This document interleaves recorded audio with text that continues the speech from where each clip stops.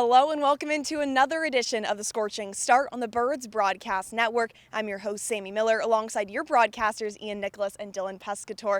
And the Firebirds are back in action today after last night got rained out because this park was Lake Eldridge instead of Eldridge Park, and it was crazy how flooded it was. But today, there's not a cloud in the sky, the sun is out, and the Firebirds are ready to clinch a spot in the championship, the first time since 2013 after Monday's huge 8-4 victory over the YD Red Sox. And we have to talk about that beautiful grand slam by none other than Fenwick Trimble. How big was that for their offense, Ian? Well, it was everything, right? I mean, you look at this offense over the last 3 games, and they just hit a different switch. Went into the 7th inning or later, scored 2 runs in the 7th inning, and then 5 in that 8th inning. The first grand slam for the Firebirds in over 2 years, and probably one of the most important in franchise history, to be perfectly honest, because Fenwick Trimble, what a shot. I mean, that's kind of a cheapy ballpark. You can hit anything out of there, it seemed like. YD kind of proved it. That was no cheap home run. 400 feet almost off the bat in the left, and Fenwick Trimble has his signature moment. He's not probably going to be in the starting lineup tonight. We'll see, but ultimately he proved that you can call upon his number anytime, and that bat still has the pop that it did during his sophomore season at JMU. Fenwick Trimble, he earned that moment. He's been here since day one, and happy that, Kelly Nicholson made a call to the bench, and it turned out to be a brilliant call.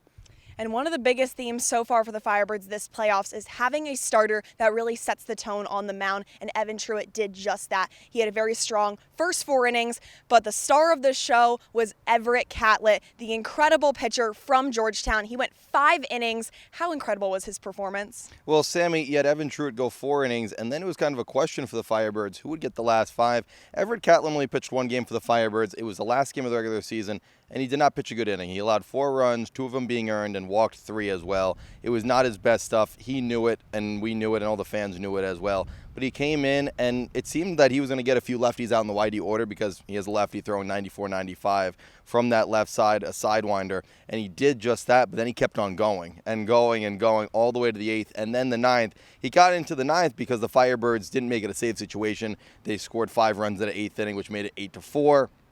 Wasn't a safe situation for Sean Matson, who did get warm but didn't come into the game.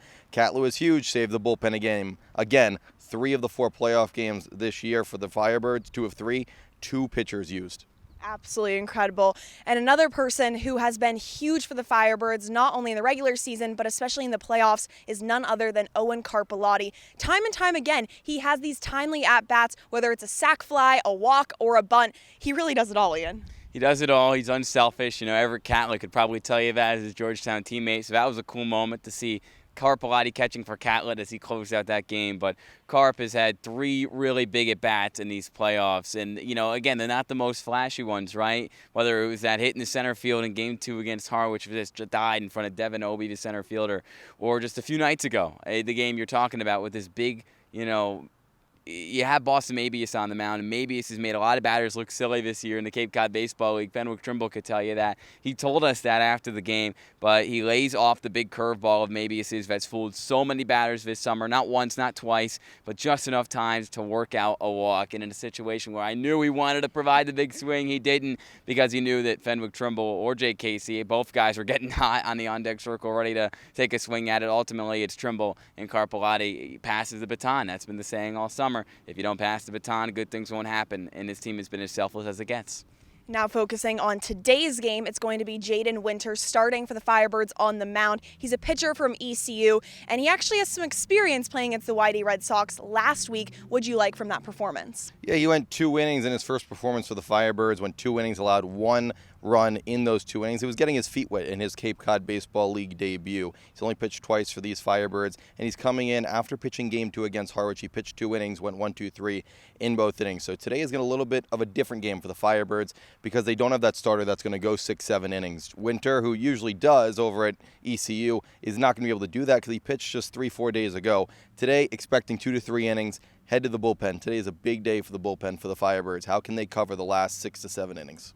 And there is something special in this soil at Eldridge Park.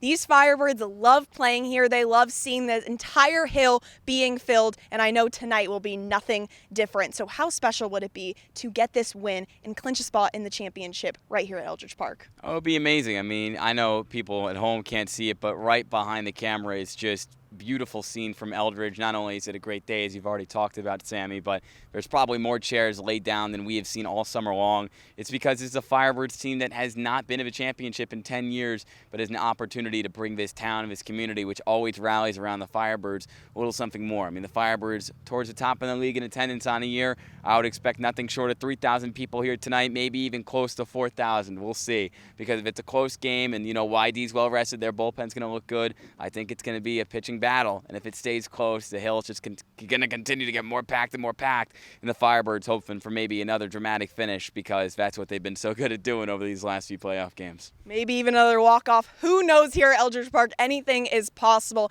Now for the Red Sox, their season is on the line. So Dylan, my question to you is, what type of adjustment should the Firebirds be expecting? Yeah, they should be expecting a lot of arms out of the bullpen. It's a rested pen because yesterday was the rain out, the off day, postponement, whatever you want to call it. The bullpen's rested for YD, and Coach Scott Pickler knows he can go to any of one of his big arms at any time. Now, have those big arms performed against Orleans yet? No. Blake Ida, Pablo Torres, Boston Mabius, 3 arms out of the bullpen that were so good in the regular season, didn't have their best stuff in Game 1. Orleans took advantage.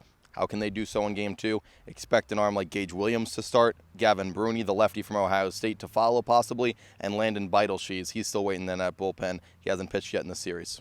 And guys, you already know what time it is. I need keys to the game. Ian, you're up first. I would say score early, right? And that's so much easier said than done, but it's kind of crazy to think through 3 playoff games, 12 of 14 runs have been scored after the 7th inning.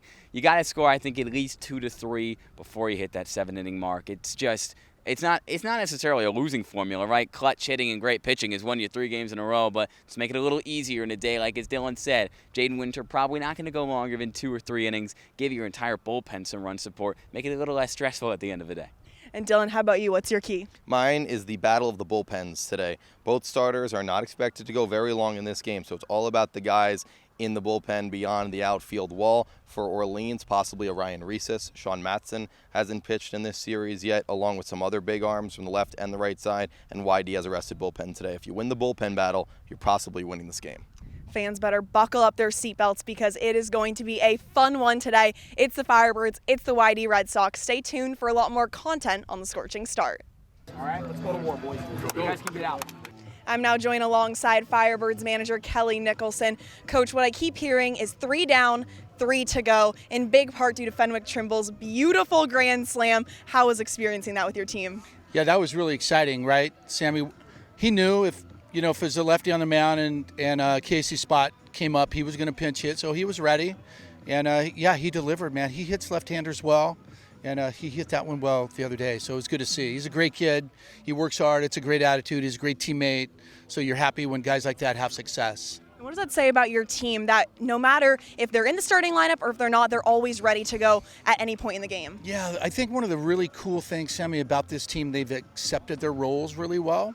The 6 guys we have at the top have kind of been at the top, those 6 guys, for a while.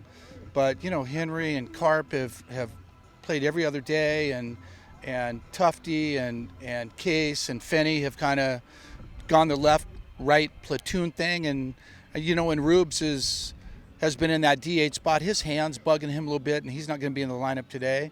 But that's the best part of this team for me. They've embraced and accepted those roles.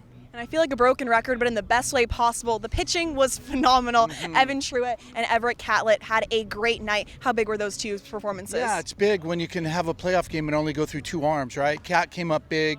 True threw like I told him today, gave us a chance to win. He threw the ball well. I thought he looked really good. That's a little bitty ballpark. So, giving up 3 runs in 4 innings is not bad. You'd like to have 0, 1, or 2, but we'll take 3. I think when he came out of the game, it was, 3 to 1 maybe. So we were right there. And then Cat came up huge. And that's who he is. Had a good summer. So told him to be ready in like 4 days, 3 days. We'll try to get the ball in his hands again. And let's stick with pitching. Tonight on the mound for you is Jaden Winter, the pitcher from ECU. What do you like about his game? Strikes, competitive. He throws strikes and he's competitive, and he's another kid who had a good summer. And I think anytime you can get a kid from East Carolina, they're going to be good, and he's good. So I'm looking forward to watching him pitch tonight. And in the playoffs, really the theme for you guys is you've been coming alive late in the game. What does it say about this team that they're really never ruled out no matter what? Yeah, they're gritty. I think the word grit describes this group perfectly. They're going to compete until the final pitch. So they're going to do that again tonight, and then we're going to do it again tomorrow night, and then hopefully for another night, and we'll just going to keep doing our thing, man. They're fun to be around. They're fun to watch. They care about one another. They love to compete. They love to win. They want to stay.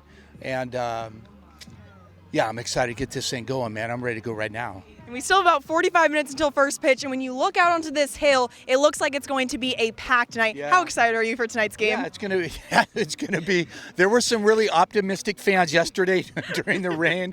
I was out on the bench hill. I was talking to Carl Kuhn, he's Truett's pitching coach, and I said, "Keys, I said we have some optimistic fans because it's pouring, and I need to get inside because it's thundering."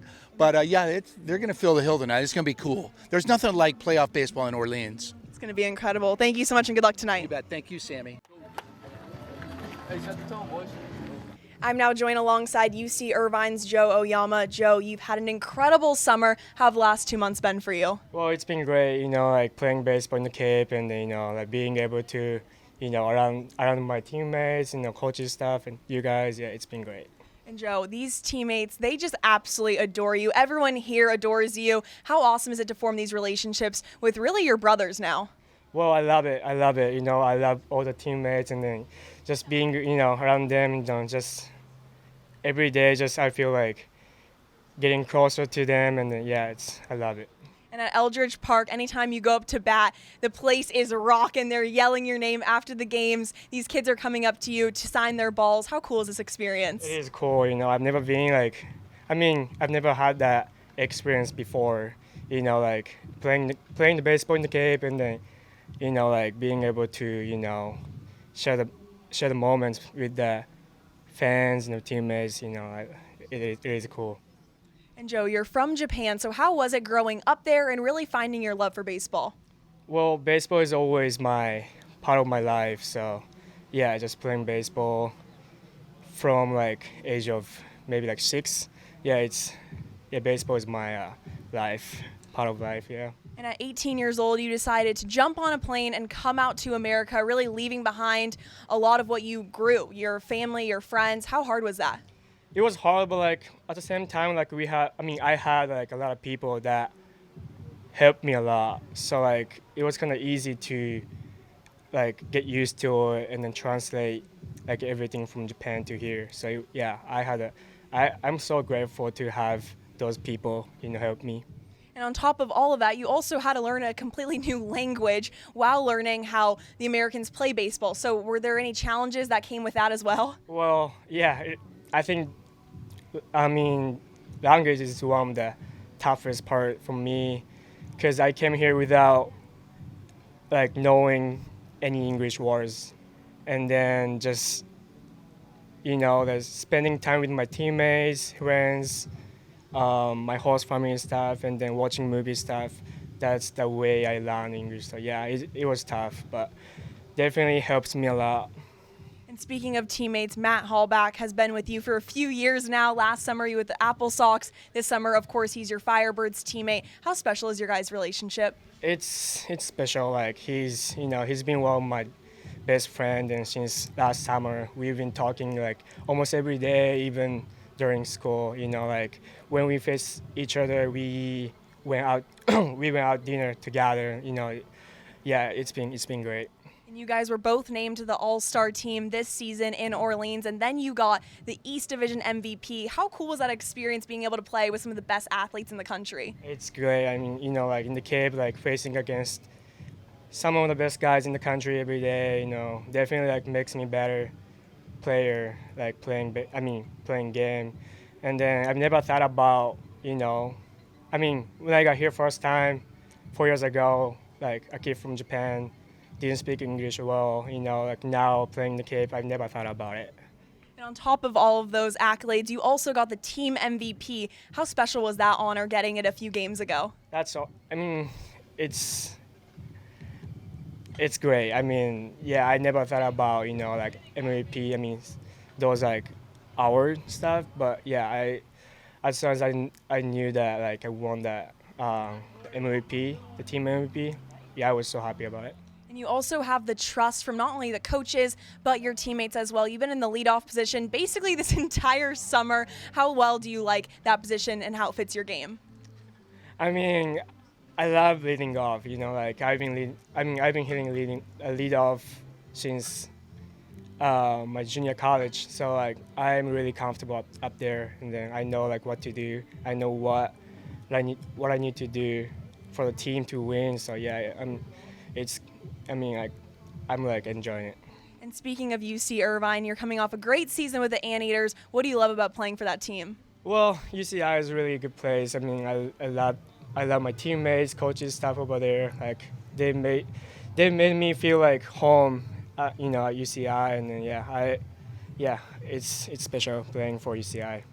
And this summer in Orleans, you're currently in the playoffs right now. You have a chance to clinch a spot in the championship tonight, which is wild. The first time since 2013. How fun has this playoff run been? It's super fun. Like competing against, the best team in the Cape, and then we got the momentum going right now. I hope, we're just going to keep winning and then go all the way.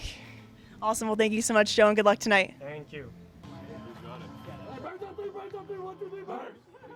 That'll do it for this edition of the Scorching Start on the Birds Broadcast Network. Make sure you tune in at 6:30 when the Orleans Firebirds take on the YD Red Sox.